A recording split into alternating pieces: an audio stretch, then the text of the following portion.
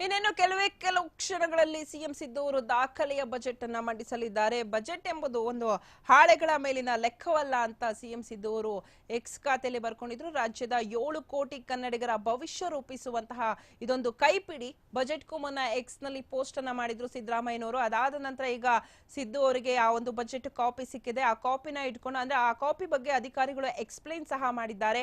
ಏನೇನಿದೆ, ಯಾವ ಯಾವ ಅಂಶಗಳು ಒಳಗೊಂಡಿದೆ ಅಂತ. ಹಾಗೆ ಸಿಎಂ ಸಿದ್ದರಾಮಯ್ಯನವರು ಕೂಡ ಆ ಒಂದು ಕಾಪಿನ ನೋಡಿದ್ದಾರೆ. ಯಾವ ಅಂಶ ಒಳಗೊಂಡಿದೆ, ಯಾವ ತರ ಇದೆ, ಹೇಗಿದೆ ಬಜೆಟ್ ಅನ್ನೋದು ಒಂದ್ಸರಿ ರೀಚೆಕ್ ಅನ್ನ ಮಾಡಿದ್ದಾರೆ. ರೀಚೆಕ್ ಆದ್ಮೇಲೆ ಅಧಿಕಾರಿಗಳು ಕೂಡ ಸ್ವಲ್ಪ ಎಕ್ಸ್ಪ್ಲೈನ್ ಅನ್ನ ಮಾಡಿದ್ದಾರೆ.